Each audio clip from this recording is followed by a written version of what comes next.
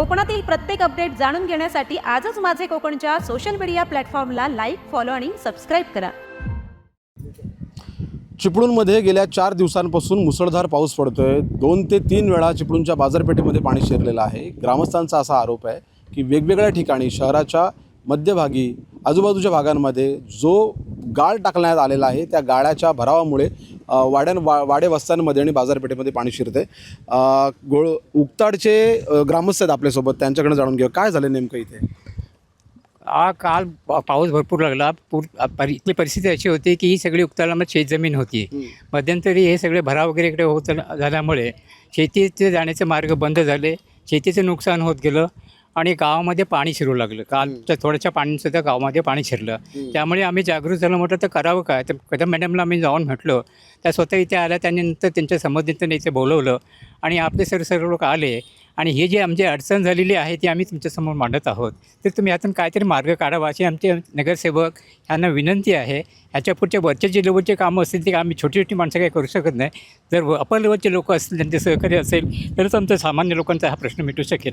आपल्यासोबत नगरसेवक आहेत अजय भालेकर, त्यांच्याकडे जाणून घेऊया काय नेमकं झालं आहे आणि हे सगळं पाण्याचं जो उकताड भागामध्ये पाणी शिरण्याचं नेमकं कारण काय वाटतंय. कसं आहे माहिती आहे, इथं चुकीच्या पद्धतीने आधी भराव घातला गेलेला आहे आणि ज्या भराव घातल्यामुळे जी परिस्थिती निर्माण झाली आहे. आता काय माहिती आहे काय, संपूर्ण तुम्ही शूटिंग केले त्यामध्ये सगळं दिसतंय. जर भराव जर अशा पद्धतीने घातला नसता तर ही परिस्थिती आली नसती. जर ज्या काही ठिकाणी जिथं म्हणजे भले आज इथं झाले परिस्थिती, हे बरेच ठिकाणी होते. नरवडे बांधाऱ्याच्या इथं पण चुकीचं हे झालेलं आहे. तर माझं म्हणणं प्रशासनाने पण प्रत्येक ठिकाणी भराव घालतात तेव्हा तिथं पाण्याचं कशा पद्धतीने नियोजन होईल की तिथं आजूबाजूच्या लोकांना किंवा शेतकरी बांधवांना नुकसान होता का म्हणे. आता याची हा एकदम समोर उभा आहे, याची संपूर्ण शेती वाहून गेलेली आहे. आता तिचा पंचनामा पण कृषी अधिकारी येत आहेत. पण मला सांगा, वर्षभर ज्या शेतकऱ्यांनी मेहनत केली आहे त्याच्यावर हा अन्यायच आहे ना एक प्रकारचा. मग ह्याला कुठंतरी प्रशासन जबाबदार आहे की चुकीच्या पद्धतीने असे भराव थांबवले पाहिजे जिथं जिथं होतील तिथं. आपल्याबरोबर काही शेतकरी आहेत ज्यांच्या बाजूच्या जागेमध्ये चुकीचा भराव टाकल्यामुळे त्यांच्या शेतीचं नुकसान झालेलं आहे. काय नेमकं नुकसान झालं. नदीतला गाळ टाकल्यामुळे शेतीची नुकसान झालेली आहे. पाणी जायचा मार्ग पूर्णपणे बंद झालेला आहे आणि आजपर्यंत शेतात पाणी आहे अजूनपर्यंत. आपल्यासोबत नगरसेविका कदम मॅडम आहेत.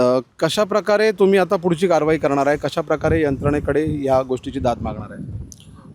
मला काही वेळापूर्वी सकाळच सुमितने फोन केला की मॅडम माझ्या शेतामध्ये पूर्ण पाणी भरलेलं आहे, तर तुम्ही येऊन बघून जा. मी 11च्या दरम्यान साधारण आता 1-1.5 वाजले आहे. मी 2-2.5 तास इथेच आहे. कारण जो नैसर्गिक प्रवाह आहे त्याला जाण्याचा मार्गच त्यांनी कमी दिला आहे. जो आउटलेट आहे त्याच्या मार्गप्रमाणे हा नाहीच आहे, कारण पूर्ण भराव एवढा वाढला आहे. जर हा कमी प्रमाणात असल्यामुळे जो जाण्याचा मार्ग पाणी पूर्णपणे शेतीमध्ये गेलं आहे आणि लोकांची घरंही त्याच्यात बुडली आहेत काही. त्याच्यामुळे आता पुढचा मार्ग जर ह्यांनी समंजसपणे आम्हाला हा रुंदीकरण करून दिलं तर आम्ही थोडक्यावर थांबू. आणि यांचं नागरिकांचं असं म्हणणं आहे की आमची इथं पायवाट आहे शेतात जाण्यासाठी, तीही त्यांना करून द्यावी, एवढीच माझी मागणी आहे. समंजसपणे जर होणार असेल तर आम्ही ते करण्यास तयार आहोत, अन्यथा आम्हाला पुढचा मार्ग अवलंबावा लागेल.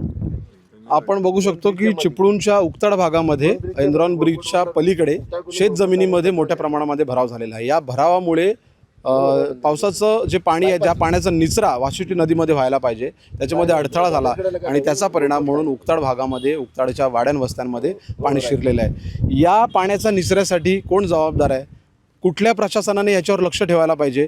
नागरिकांना ह्यांचा पावसाळ्यामध्ये का त्रास होतो आणि नागरिकांनी हा त्रास का सहन करावा असे प्रश्न आता या ठिकाणी उपस्थित होत आहेत.